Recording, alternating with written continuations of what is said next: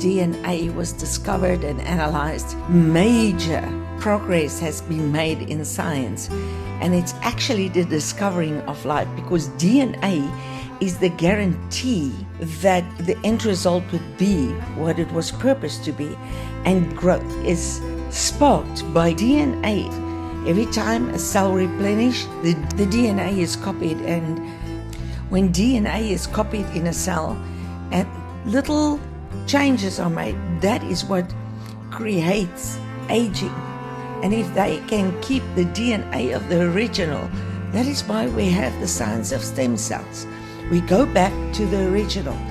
So if we go back to our origin, which is laid down in Genesis, our purpose is, and we can step right into what God has actually purposed for us.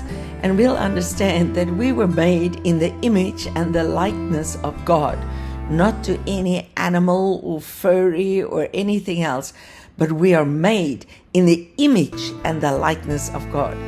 In the natural, if we want more, we had to add or multiply. And it's like it's just a gathering, but then it goes down into a decaying. But to divide is to really grow. And that keeps life going on and on. We find this principle laid down, and God said in the garden there would be trees.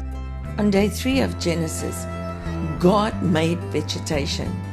And He said, "Let the earth bring forth grass and herb, yielding seed, and the fruit tree yielded fruit after its kind, whose seed is in itself upon the earth." And it was so.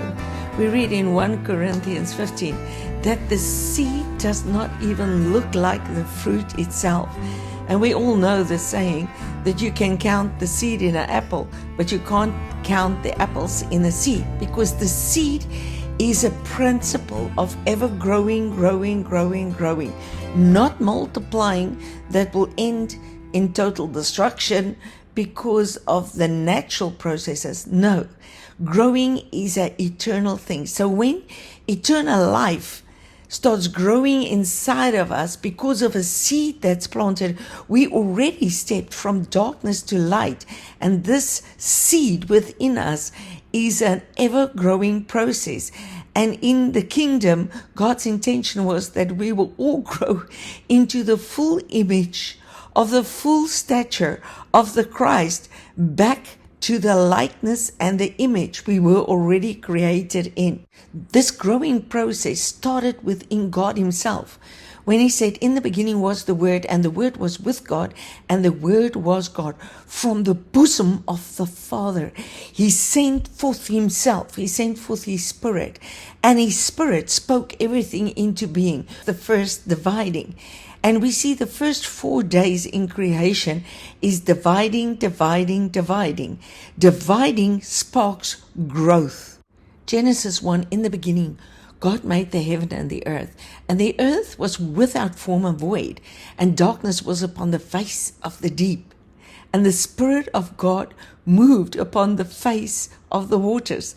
The deep was waters. When sin multiplied, the fountains of the deep opened, and the heavens opened. And God said, "Let there be light." And John 1 tells us, "In Him was life, and the life was the light." This is why we find vegetation before there was a sun or a moon or stars. So there was no natural time yet, and life was sparked on the earth because of the light that God gave and brought forth from Himself. In other words, He gave Himself to creation from the beginning. And this is when He built the tower. He counted the cost when He gave life. When Adam sinned, He said, "Adam, where are you?" And His voice went after Adam. Adam couldn't see Him, but God never stopped going after Adam until His Spirit now indwells man. And John says in the book of Revelation, the voice is now behind us.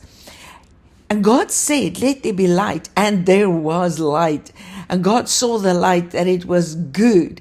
This is what Moses saw on the mountain 2,600 years after Adam, he saw the goodness of God passing him by when he wanted to see the glory of God, the glory that man fell short of. And God saw the light, it was good, and divided the light from darkness. And from this point on, everything was created in light. And he called light day on day one. This is a spiritual book. So day one means the first perfect period. And light day is the first perfect realm. And God never created anything in darkness.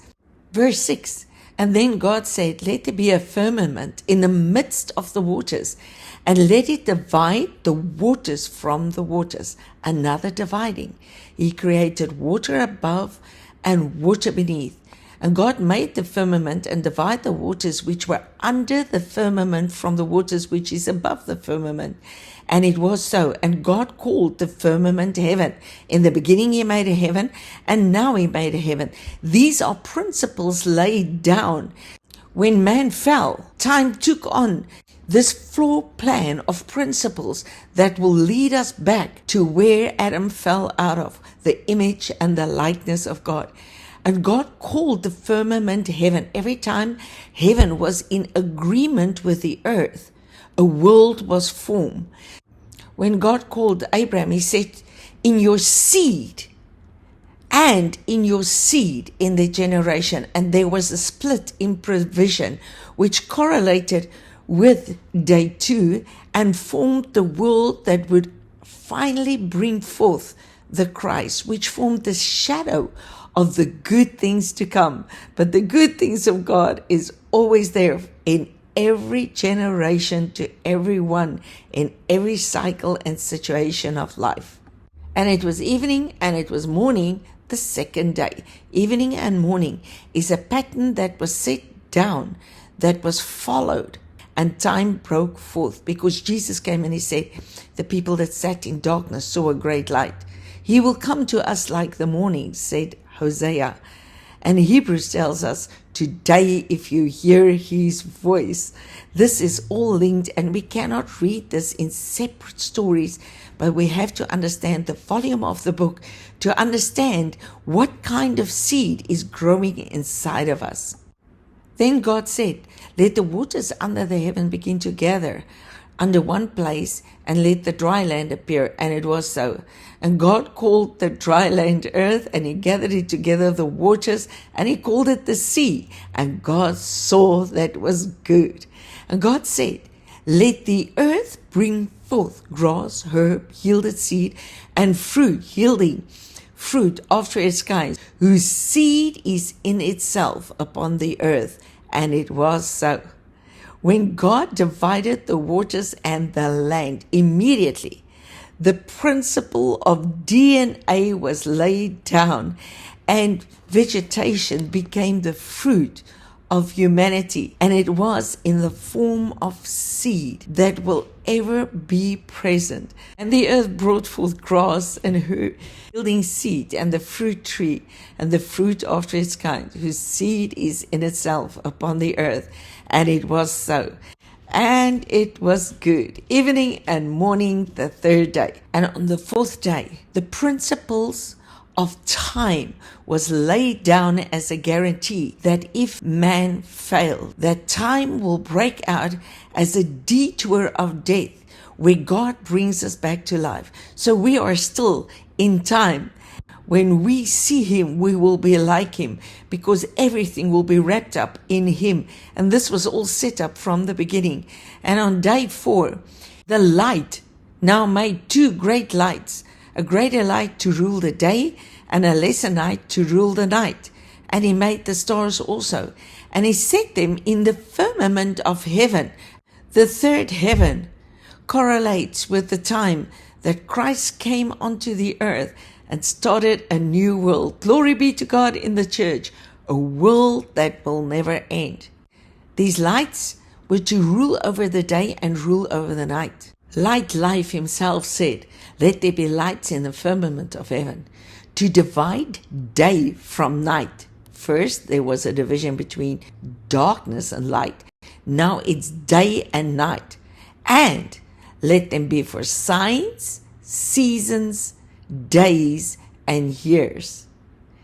Day and night divided the day of death because Christ came in the morning. Mercy came in the morning. Grace started from the flood, but mercy came in the morning. David says, goodness and mercy will follow me. So these were foreshadows. Everything in the Bible is connected, and we cannot read it and understand God's purposes when we just go for separate revelations. In spite of Adam plunging us to darkness, there is light upon the earth, which is nothing but the goodness of God. Evening and morning, the fourth day. And from the fifth day, God started filling the waters and the sky and the land, and that all leaded unto rest. But we know that when Jesus came, he said, I work and my Father work. So the time of rest is yet to come, because Adam's disobedience hijacked God's purposes, but God's plans were set in the heavens. And in time, we realize that God went right to the point of dying for us, being obedient to bring us back right to his bosom where we came from, image and likeness.